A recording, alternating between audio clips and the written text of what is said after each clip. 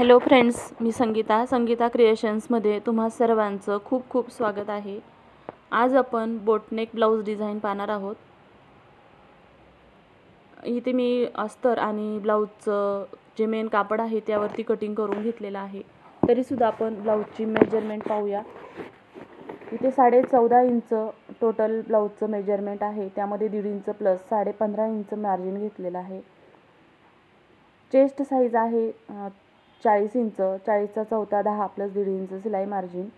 Shoulder घेतला आहे 7 inch, armhole 5.5 inch घेतलेला आहे। तर आता आपण गळ्याची रुंदी किती घेणार ते पाहणार आहोत। बोटनेक ब्लाउज डिझाइन आहे, त्यामुळे इथं गळ्याची रुंदी आपण घेणार आहोत 4 इंच आणि गळ्याची खोली पण घेणार आहोत 4 इंच। अगोदर वरचा गळा बोटनेकमध्ये कटिंग करणार आहोत, तर वरच्या बाजूने खाली 4 इंचावरती मार्किंग करून घ्यायचं आहे। हे अशा पद्धतीने वरच्या बाजूने मी 4 इंच मार्किंग केलंय, तेच खालच्या बाजूने पण 4 इंचावर मार्किंग करून हा बॉक्स पूर्ण करून घेत आहे।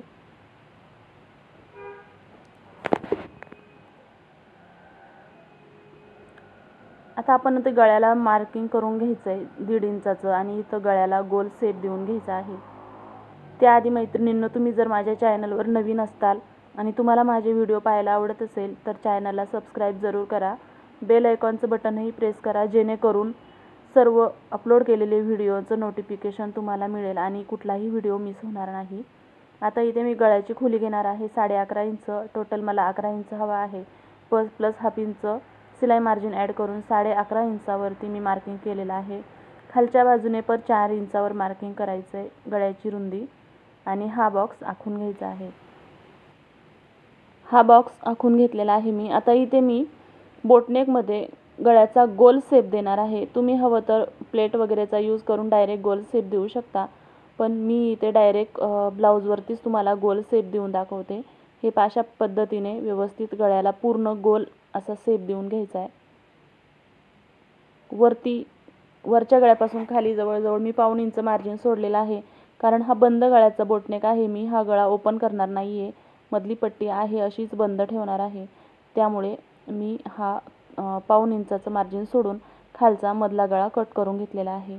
आता जे काही ब्लाउजचं कापड आहे ते सुईच्या बाजूने ठेवलंय आणि त्यावरती हे अस्तरचं कापड अशा पद्धतीने ठेवून व्यवस्थित ह्याला पिन वगैरे लावून घ्यायचे आहे।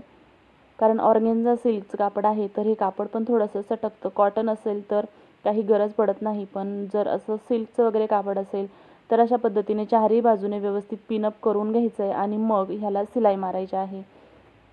चला तर आता आपण हा जो काही गळा आहे याच्या चारही पूर्ण गोल बाजूने ह्याला शिलाई मारून घेऊया। शिलाई मारताना काळजी घ्यायची की अस्तर किंवा कापड कुठेही खेचलं जाणार नाही आणि व्यवस्थित फिनिशिंगसह शिलाईचं पूर्ण शिलाई मारून घ्यायची आहे।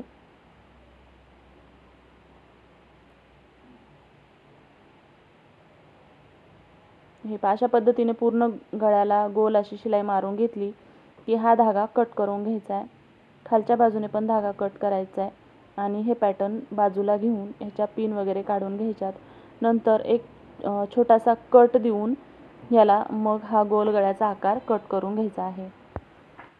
आता हा आकार अशा पद्धतीने कट करून घ्यायचा आहे आणि मग याला छोटे छोटे कट देऊन घ्यायचे आहेत।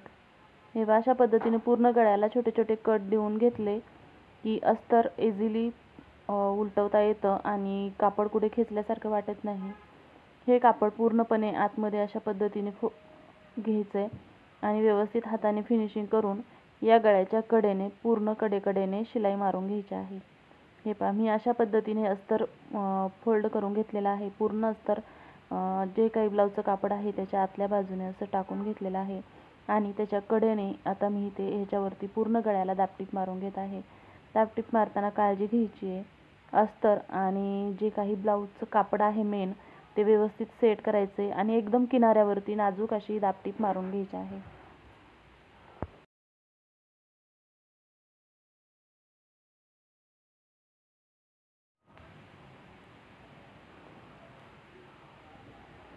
हे अशा पूर्ण गळ्याला टीप मारून घेतली। त्यानंतर आता जे काही अस्तरचं कापड आहे त्याच्या चारही बाजूने शिलाई मारून घ्यायची आहे आणि अस्तरचं कापड आणि जे मेन ब्लाऊजचं कापड आहे ते एकमेकांना व्यवस्थित अशा पद्धतीने शिलाई मारून जोडून घ्यायचं आहे आणि एक्स्ट्राचं जे कापड आहे ते मग कट करून घ्यायचं आहे.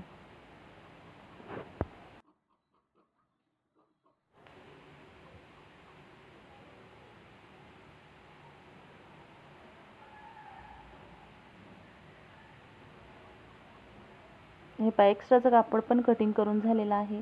आता आपण वरचा जो गळा आहे त्याचं जे मेजरमेंट आपण घेतलं होतं त्याला थोडंसं डार्क करून घेऊया. हे पहा, अशा पद्धतीने ह्याला थोडंसं डार्क करून घेतलं आहे आणि बरोबर जिथे डार्क केलं आहे त्यावरतीच आपण शिलाई मारून घ्यायची आहे, कारण हा गळा आपल्याला कट करायचा आहे.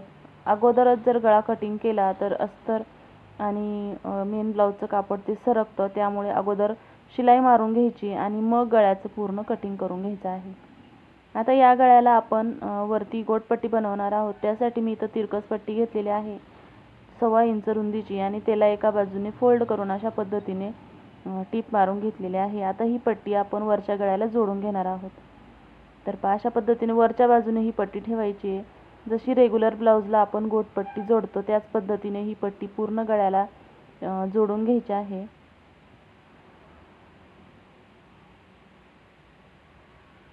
हे पूर्ण गळ्याला ही पट्टी अशा पद्धतीने जोडून घ्यायची.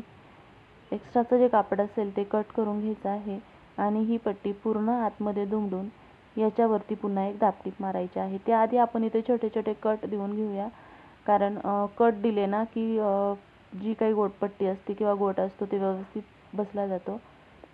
आणि कट दिल्यानंतर आता पाहू शकता इथे आपण एकदम आतमध्ये ही पट्टी फोल्ड करून त्यावरती एकदम कडेकडेने दाबटीप मारत आहोत.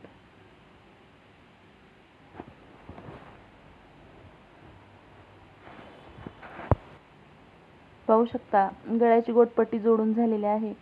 आता रेग्युलर ब्लाऊजला जसे टक्स मारतो त्याच पद्धतीने ह्या ब्लाऊजला पण आपण टक्स मारून घेऊया. त्यासाठी मेजरमेंट सांगते. 1.5 इंच सोडायचं आहे आणि मध्ये जे दोन्ही पॉईंट आहे त्याचा सेंटर काढायचा आहे.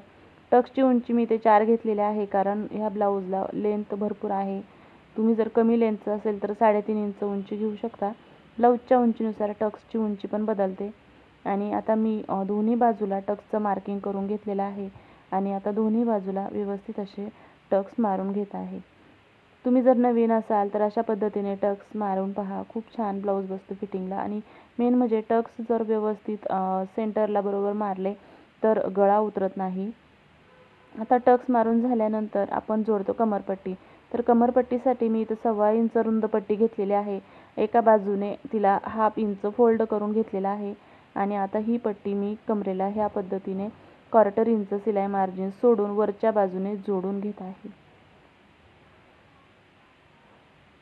एकसारखी मार्जिन सोडून शिलाई मारायची आहे. नंतर ही पट्टी आतमध्ये अशा पद्धतीने फोल्ड करून त्यावरती जे अस्तरचं कापड आहे ते खालच्या बाजूने घेऊन त्यावरती एक दाबटीप मारायची आहे.